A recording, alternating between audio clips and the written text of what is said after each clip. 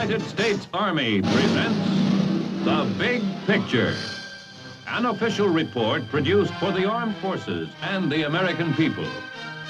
Now, to show you part of the big picture, here is Sergeant Stuart Queen.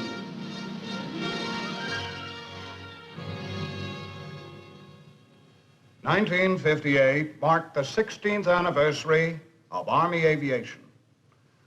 Although within the Army itself, the development of Army aviation is considered to be one of the most significant of modern times, this function still is little known or understood outside the service. Three factors are indispensable to victory in war: firepower, mobility, and communications. Success invariably goes to the side which has the greatest punch, and along with it, the ability to move in quickly and exploit that punch. In short, the power to outmaneuver and outfire the enemy. The tools and the techniques of war change, but this principle of combat itself remains as true today as it has ever been. For years, indeed for centuries, firepower and mobility were substantially in balance on the battlefield. Warfare was characterized by movement by foot, and soldiers could carry their muskets and drag their cannon with them. On the battlefields of World War I, however, warfare became stalemated. New weapons brought a greater firepower than any army had ever had before. But this technological advance in firepower had outpaced mobility. Troops could not move fast enough to take advantage of their own increased firepower or move against the enemies, and the battleground became stabilized in a system of trench warfare until movement was restored with the development of the tank. Then the Allied armies were able to break out of their containment and begin the advance, which ultimately crushed German resistance. During World War II, firepower and mobility were once again substantially in balance. The ground soldier had the support of a powerful array of armament, and the Army's ability to move had kept abreast of this strength.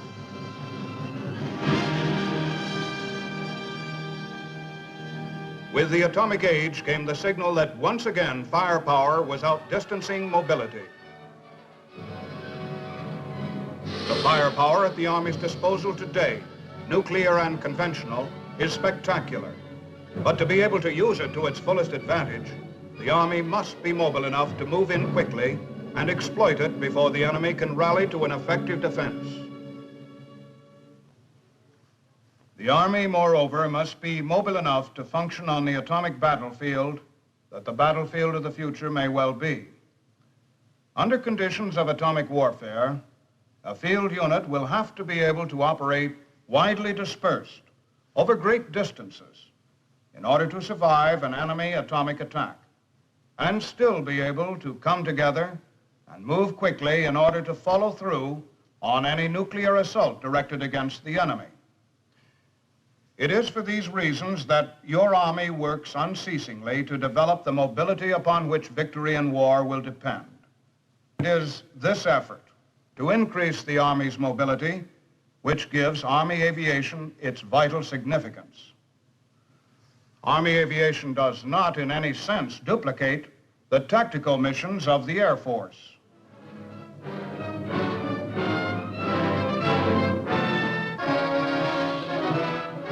The fire support which the Air Force gives the Army and the assistance it provides in increasing the Army's mobility are important to the Army's mission. But these and related functions remain what they have been in two armed conflicts: support given to the Army by a sister service. They are not Army functions.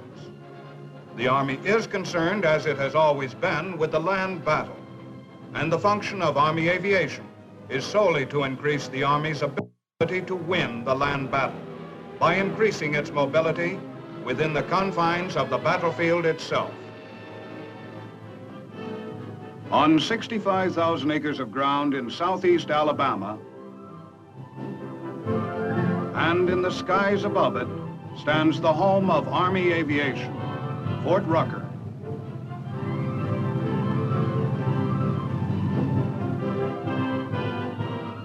the best is the motto of the men who have learned to fly the machines which give the Army a new dimension in mobility.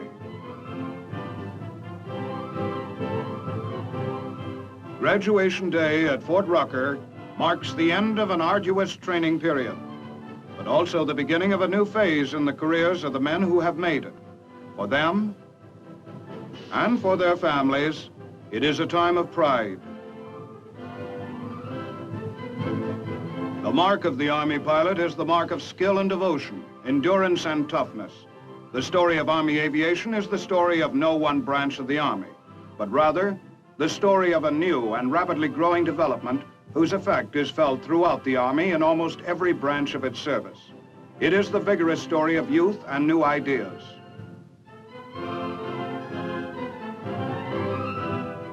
It is properly the story of the young men who qualify as its pilots. Men like First Lieutenant Ralph Ferguson.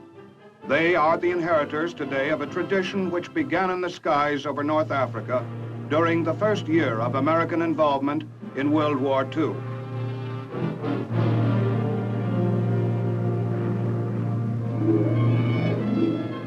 The mission was strictly that of observation for the adjustment of artillery fire. Those first months of trial in combat were difficult ones. The restrictions placed on the first planes in action limited their activities considerably.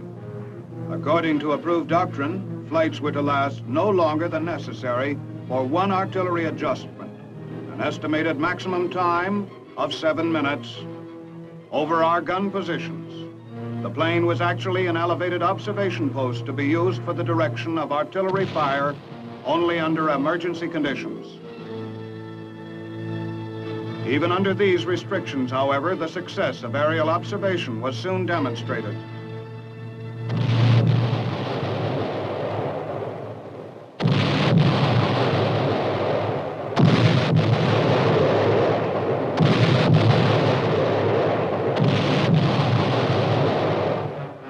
By the end of World War II, light aviation, proved in battle, had come to be recognized as an indispensable part of the Army. When the challenge of Korea came, aircraft had been improved and their mission of observation well established. They were the eyes of the artillery, and most observed fire in Korea was adjusted from Army aircraft.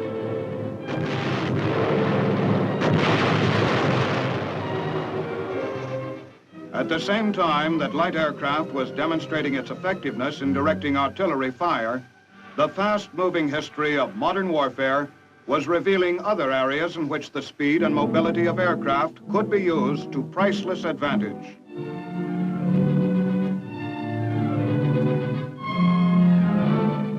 Ground-rooted man, for all of his progress, was at the mercy of the terrain within the battle zone. A river of mud could halt the course of battle and even turn a winning tide to defeat. Supply lines, the vital arteries without which a combat effort dies, could be strained to the danger point and beyond it, and all too often were at the mercy of impossible conditions imposed by the earth itself.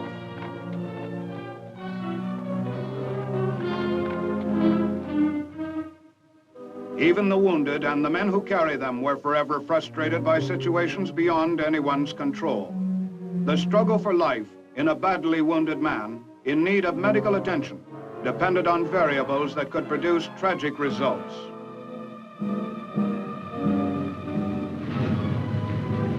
Yes, the need was there, written on every page of the Army's experience with war in remote lands. The need for the ability to master the terrain or function independently of it.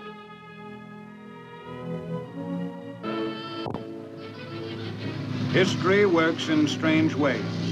It is possible to say now, looking back, that even as the need was being made apparent for a degree of mobility the Army had not possessed, technological progress had brought aircraft to the point where they could provide that mobility.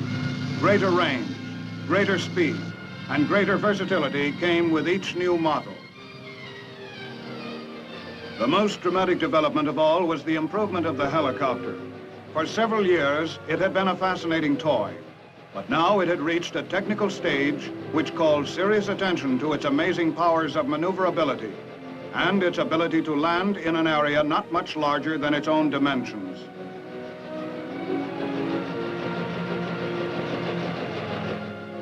The helicopter was put to a dramatic test in Korea, the Mercy mission of evacuating wounded soldiers from the hilly, jagged terrain where most of the fighting took place.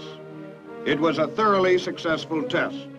One medical group with its organic helicopters evacuated more than 20,000 casualties by helicopter. It proved conclusively that along with fixed-wing light aircraft, the helicopter had a definite place in Army aviation.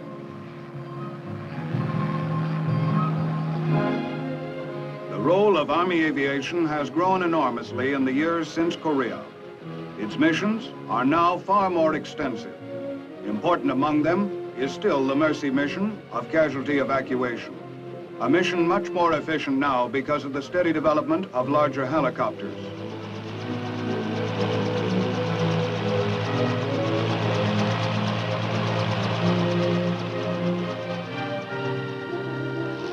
The helicopter's development has enabled it to contribute to the mobility of the Army in a way scarcely dreamed of in World War II.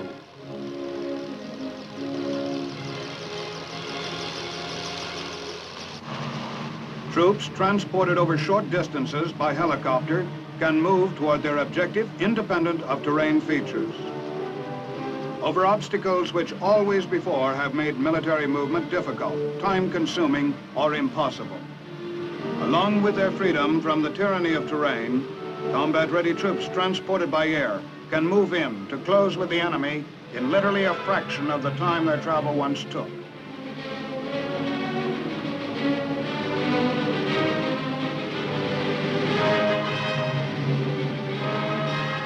Short-haul transport of critical equipment to forward areas of the combat zone is also a mission which Army aviation can fulfill today, reducing the importance of roads as a logistical factor.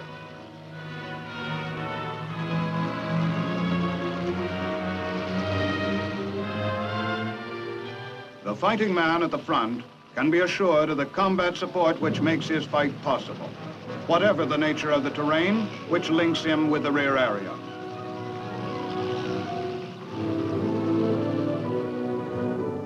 Adjustment of artillery fire, the original mission of Army aviation, is still an important function. But the concept of using aircraft for observation has broadened greatly.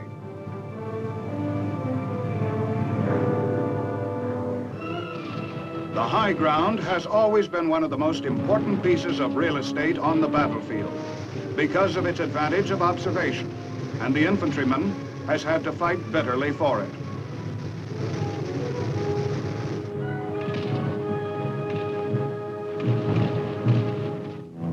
Now the airplane equipped with TV and other electronic devices can give the commander eyes he never had in battle before. It serves as an observation post, offering a view of the battle area. Aviation gives the commander a great many advantages, such as personal inspection of widely dispersed forces.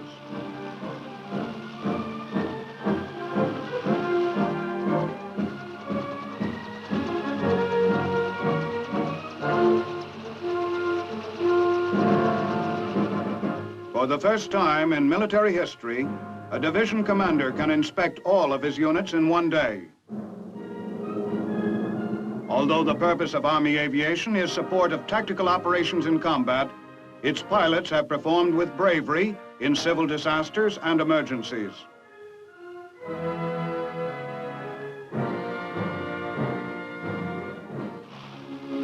Mercy and rescue missions for people in distress, whether in situations involving a few or in disasters affecting many, have attested again and again the versatility of the machines of Army aviation and the skill and courage of the men who fly them. The men who fly them. That means men like Lieutenant Ferguson, or it will anyway after today, now that their preparation is over. As much as I've waited for today, I'm sorry to see it end. These past 12 weeks of advanced training have been tough, but I've learned a lot. It wasn't just flying either. We all knew how to fly when we came to Rucker. We got our primary training at Gary Army Airfield, Texas. Came here for tactical training. And what the instructors taught us, we'll really be able to use.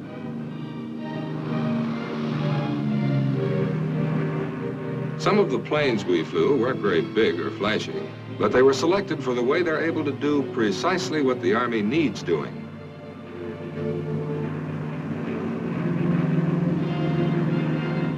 There was a time when I would have thought any instructor crazy to ask a man to set down in some of the one-horse pastures we get used to, but not anymore. I might have to get in and out of much worse than that someday under noisier conditions.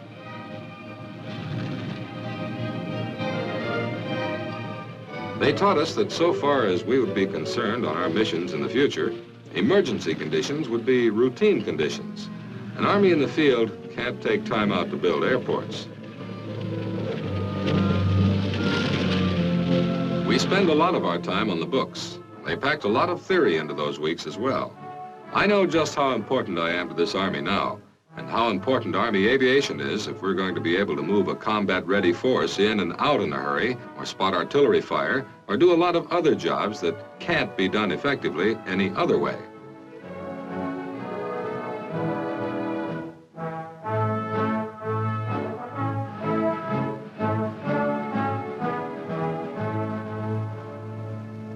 Instruction in helicopter flying goes on here too. Tactical instruction for rotary wing pilots who've already had their basic flight training. Those of us who've qualified for fixed wing flying are eligible to come back here for helicopter training after we spend a year with troops. I'm looking forward to that. I've flown as a passenger in helicopters, and I know there's nothing quite like it. Flying adds a third dimension to ordinary mobility, but when it's done in a helicopter, you have to add about 6 more.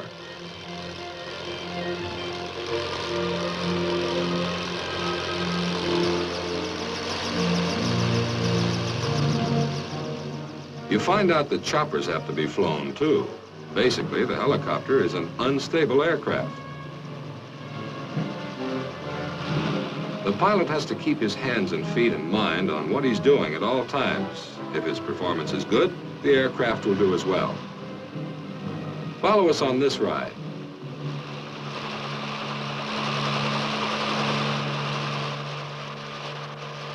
Condor flying is a fundamental part of the Army's approach to aviation. The Army's a land force, and our job in combat is to get and keep control of the land. We look upon our flying machines as instruments to help us get from one place to another as quickly as possible, but without sacrificing our control of the land.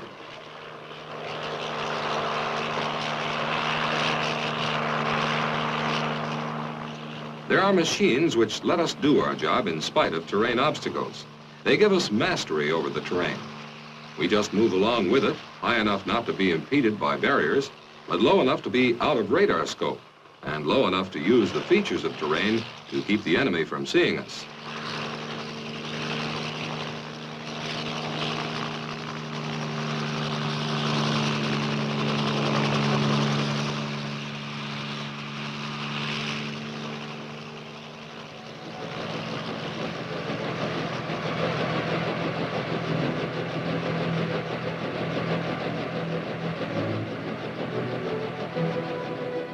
Not only is the technique of contour flying a tactical necessity, it's also a tremendous thrill. And each time you put down after a workout like this, you feel as if you just had quite an experience.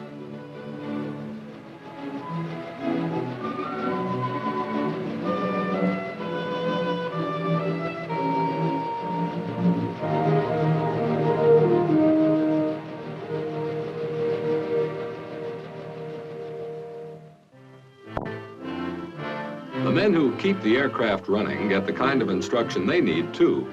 Their theory of instruction is the same as ours. Learn by doing. You find lots of new things around here. Experiments that aren't even part of Army doctrine yet. Take the high-performance aircraft, for instance. It's not really ours. The Air Force loaned it to us. We're using it to study the techniques of observation from high-speed aircraft. Or take the experiments that are being made with armed helicopters.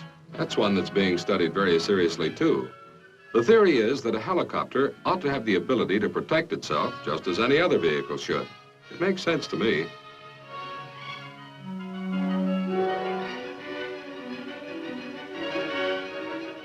Everything here makes sense to me. I'm sold on the idea that the Army's future is being molded right here. There isn't any site that will give you any better idea of the changes that have come to our Army than this one. Maybe none of this will ever have to be tested in real war. That's what we're all hoping, of course. But if it does get forced into test by combat, Army aviation will give a great account of itself. Let's put all this equipment on a battlefield, a fictional battlefield, of course, since many of these machines have never seen combat and some of them are still being tested for concept. But let's see what would happen and how they would be used. This is the battlefield. The enemy is conducting a delaying operation, and our forces are rapidly in pursuit to keep him from reorganizing. The enemy sits beyond that ridge.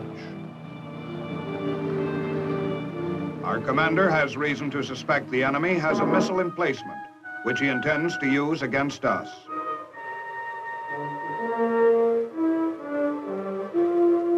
It is of the utmost necessity that it be destroyed immediately, before it can be employed against our forces. Too much delay will give the enemy the advantage that might prove fatal. The commander orders into operation his fully equipped aircraft, which can make its reconnaissance in a matter of minutes.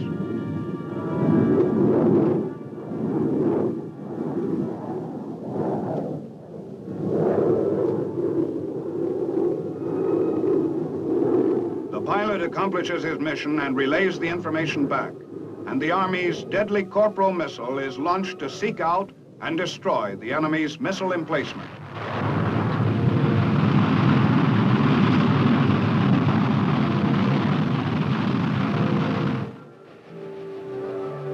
The infantry loads quickly into helicopters. The equipment they will need in combat goes with them. Aerial combat reconnaissance ships with the traditional mission of cavalry screen the area, search out enemy resistance, determine its strength so the job of the main force will be made easier.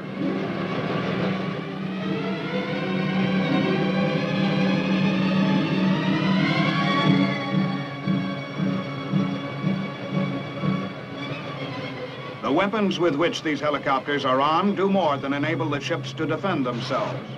They also enable the craft to perform reconnaissance by fire, an integral part of the cavalry mission. By firing into the enemy's positions and drawing his fire, they can better estimate the enemy's strength. Their easy maneuverability permits the helicopters to take full advantage of the terrain for protection.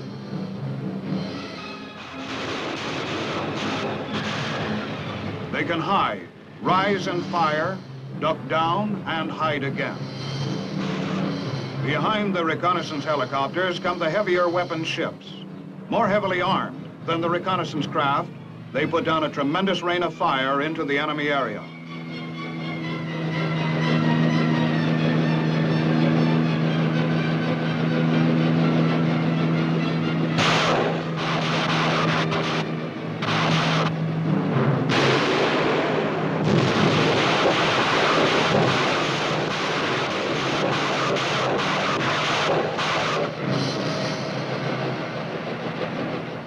Behind the helicopter's screen of fire, the infantry unload from the ships which have carried them into the combat area.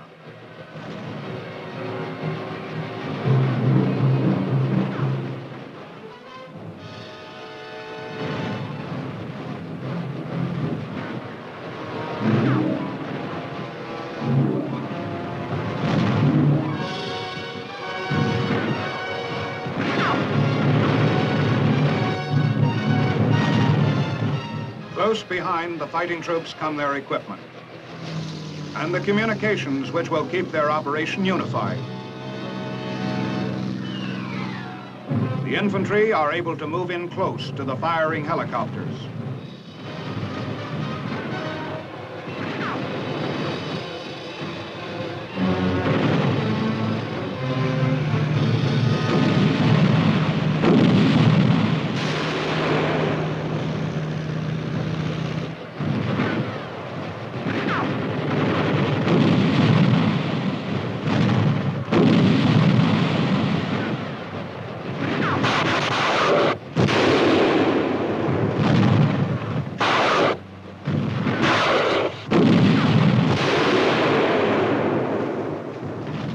Under the onslaught of our task force's firepower, the enemy's defenses begin to crumble. In a matter of minutes, a victory is won, which in other circumstances might have taken hours. On this theoretical battlefield, weapons and machines which are in existence today have been combined to demonstrate how a combat action could be fought if war broke out now. Army Aviation, the fastest growing development in military services, is providing the United States Army with the mobility to match its firepower and make it the most effective land force on the face of the earth, and just a little above it. The story of Army Aviation does not end with the demonstration of existing machines and methods you have seen. It is a continuing story, developing as the process of technology on which its future rests develops. Experiments are going on today with machines that are truly incredible. Individual lift devices such as the flying platforms, and others of similar principles and similar purpose. Aircraft of radical design with vertical takeoff and landing powers. And on the drawing boards are machines of even more spectacular possibilities. An aerial jeep, and aerial assault vehicle. A flying crane that will be able to carry as much as 12 tons for distances of 25 to 50 miles. Perhaps not all of these vehicles will actually become realities. The tests that lie between concept and practice are severe ones, but they are representative of the ideas that emerge in the continuous, never-ending effort to develop the Army's mobility, increase it, and increase it still more. There is no doubt that just as aircraft in the last few years have augmented the Army's potential in battle substantially, improved aircraft in the years ahead will develop it further. And in the process, the weapons and the concept of Army aviation may well revolutionize the tactics of ground warfare in the future that lies just before us. Now, this is Sergeant Stuart Queen, your host for The Big Picture.